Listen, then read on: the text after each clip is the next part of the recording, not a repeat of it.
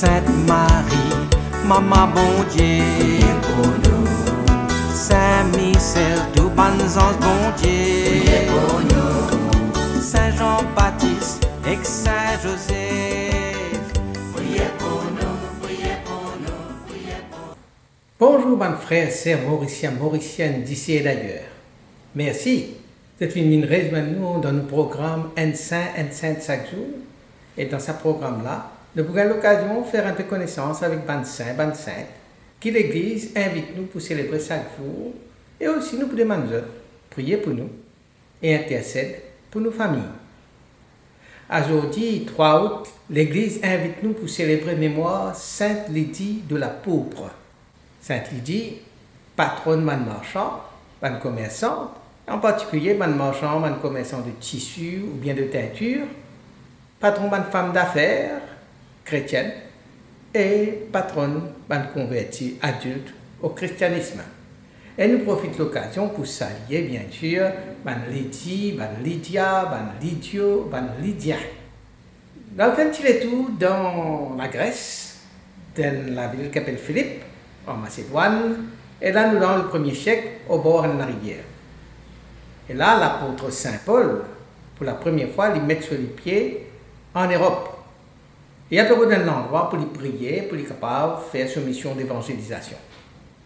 Là, près de la rivière-là, il rencontre un groupe de femmes, une bonne femme juive, qui peut rassembler pour la prière. Et parmi ces bonnes femmes-là, Philinoën, Lydie qui est une riche marchande de pourpre, teinture, et il peut écouter attentivement à ce que Saint Paul peut dire. Et là, sur le cœur touché. Lydie, les convertis, élimine la première chrétienne en Europe. Ça, c'est un moment quand l'Évangile vient franchir la frontière pour aller vers un nouveau continent, donc le continent européen. Et c'est une femme entrepreneuse, hospitalière, qui, dans un sens, vient la porte d'entrée pour l'Évangile rendre à ce nouveau continent d'Europe là. Et donc, c'est Lydie, la Sainte Lydie. Lydie vit au 1er siècle après Jésus-Christ, à l'époque où l'Empire romain peut faire une expansion extraordinaire. Il est originaire de la ville de Thyatire, en Asie mineure, actuellement la Turquie, et il est célèbre pour sa production de teinture pourpre, une couleur prestigieuse et une couleur qui coûte très cher. Donc Lydie fut installée à Philippe, en Macédoine, une ville romaine importante. C'est une femme d'affaires, comme on dit, indépendante. Une affaire très rare à l'époque, parce que c'était l'époque où le monde des affaires était dominé par les hommes. Donc c'était quand même une société patriarcale. Et il était aussi un craignant Dieu, c'est-à-dire il était un païen, mais qui sympathise avec le judaïsme, qui en même temps, il s'appelait une recherche spirituelle pour lui-même. Nous rencontrons Lydie dans le livre des Actes des Apôtres, au chapitre 16, versets 13 à 15. En fait, quand nous guettons la vie de Sainte Lydie, il n'est pas aussi facile pour lui, parce que dans un monde dominé par les hommes, une femme commerçante qui évolue à cette époque-là, c'est bien difficile. Mais il finit réussi. Faire sa place dans sa société patriarcale, dominée par la masculinité, par les hommes, il finit réussi faire sa place dans le monde des affaires par sa persévérance et sa dignité. Et en même temps, sur la quête spirituelle, sur la recherche spirituelle, pas si facile ça aussi. Parce qu'il n'est pas complètement juif et en même temps, il n'est pas encore une chrétienne. Et sur recherche, il y a recherche sa Dieu de vérité ou bien la vérité de Dieu. Il t'a prié, il t'a étudié la Bible, mais il t'a encore pu attendre la lumière qui peut éclairer là. Et ça, pour arriver à travers Saint Paul et après sa conversion, Lydie pour une bienfaitrice de l'Église qui peut grandir, qui peut naître là. Il pour une celle qui pour accueillir l'église domestique dans ce case. Sur la case, pour une, comment dire, une première église, que les chrétiens en Europe de rassembler. Et il y a une figure d'unité parce que dans cette assemblée qui accueillit à côté, là, dans cette église chrétienne qui peut fonder chez elle, là, il accueillit des croyants de toute origine, des juifs, des païens, des femmes, des hommes, des pauvres, des riches. Dans ce café, dans le sens, pas de notre triage. Il y avait prendre un risque là, parce qu'il y a un monde que l'Empire romain a pu dominer. L'État a pu donner l'hospitalité à Paul et à Silas, alors que ces là, les Romains, les Juifs, tout cela, qui est hostile à cette prédication, puis à persécution. L'État lui donne l'hospitalité à ça là, ben il a pu ouvrir lui aussi à une représailles, à une conséquence qui suivent pour les qui peut promouvoir la chrétienté, qui peut protéger, qui peut promouvoir la chrétienté. Donc, ils mettent sur la vie à risque, l'étant ouvert sur la porte pour accueillir cette église-là côté. Bien sûr, si vous voyez, nous disons que c'est un grand tournant dans la vie de Sainte Lydie, c'est ce rencontre avec Saint Paul, qui Saint Luc racontait dans les Actes des Apôtres, chapitre 16, verset 14. Le Seigneur lui ouvrit le cœur pour qu'elle soit attentive à ce que disait Paul. Donc ça, c'est Saint Luc qui raconte ça par rapport à Sainte Lydie. Le Seigneur lui ouvrit son cœur pour qu'elle soit attentive à ce que disait Paul. Actes des Apôtres, chapitre 16, verset 14. Donc, par cette notation que Saint Luc mettait dans les Actes des Apôtres là, nous trouvons que la conversion de Sainte Lydie, c'était pas simplement une conversion émotionnelle, mais c'était un éveil profond à la foi, un éveil profond de son cœur. Alors il demande immédiatement le baptême, pas seulement pour lui, mais pour toute sa famille. Ce qui montre qu'il y a un rayonnement spirituel autour de lui, si bien qu'il soit une famille, toute sa famille, toute la case, accepté pour suivre lui dans le baptême. C'est aussi un tournant important pour l'Église à l'époque, sa conversion, parce que c'est une femme païenne convertie à travers lui qui le christianisme peut enraciner dans l'Europe. Alors, selon la tradition orientale, une tradition ancienne, non biblique, si comment dire, nous sommes capables de cause miracle associé à Sainte Lydie. Ce n'est pas lui-même qui fait ce miracle-là, mais apparemment, il y a une société qui est gravement malade. Alors, Sainte Lydie, au final, demande Saint Paul, prier pour lui, prier pour son serviteur. Après la prière et l'imposition des mains de Saint Paul, l'homme finit complètement guéri, totalement guéri.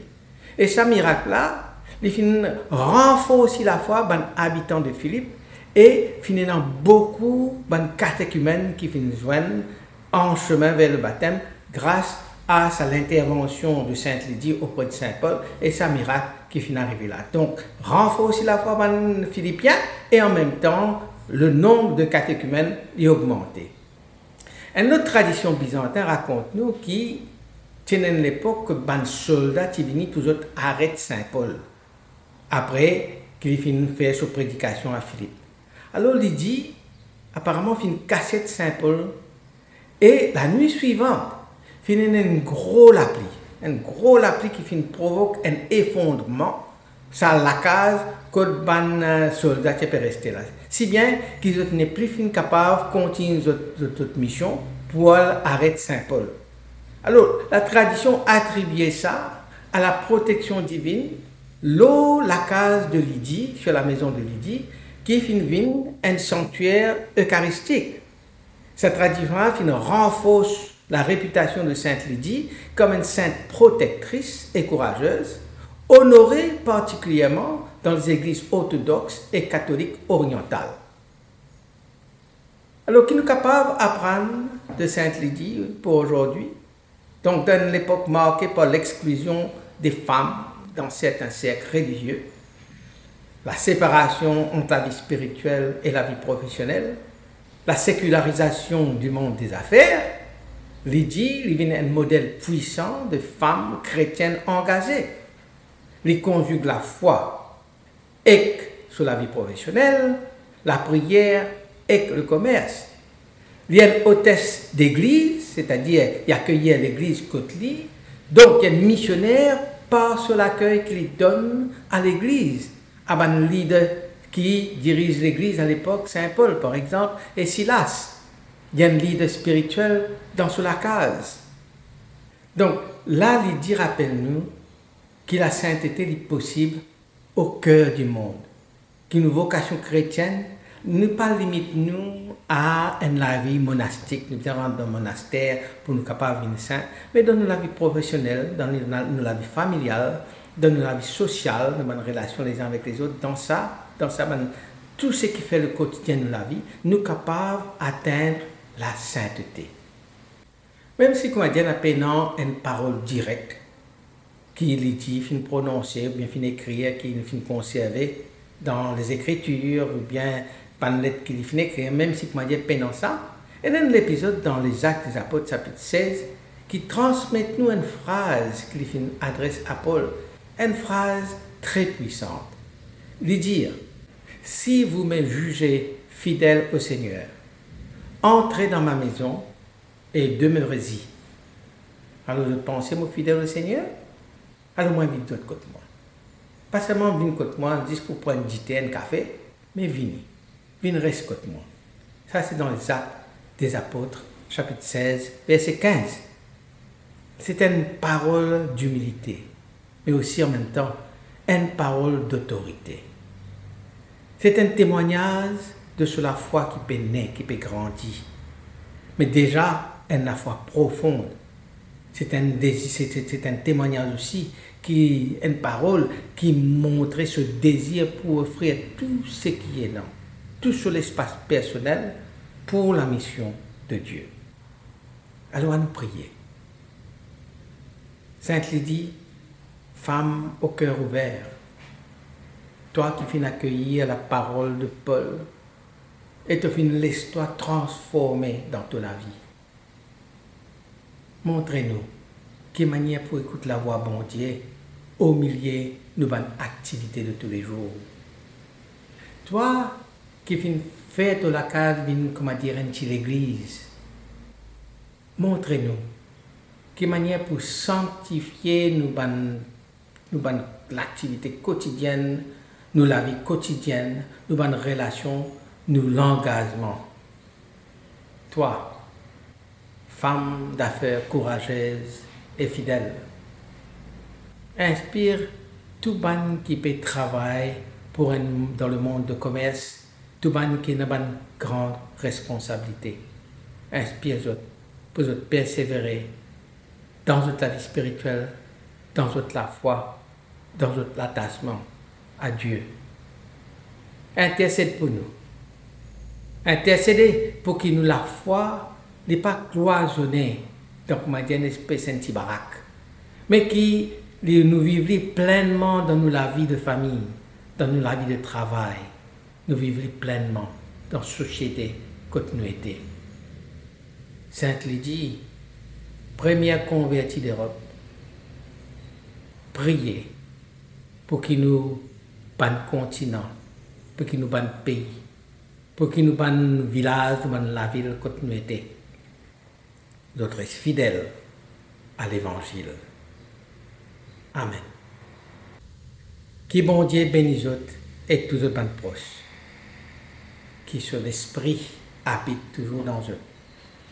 Qui les protège autres partout et toujours. Au nom du Père et du Fils et du Saint-Esprit. Amen. Et à demain. Saint-André et Saint Matthieu, priez pour nous. Saint Jean, Saint Marc et Saint Luc, priez pour nous, priez pour nous, priez pour nous. Sainte Marie-Madeleine et Saint Étienne, priez pour nous. Saint Ignace et Saint Laurent,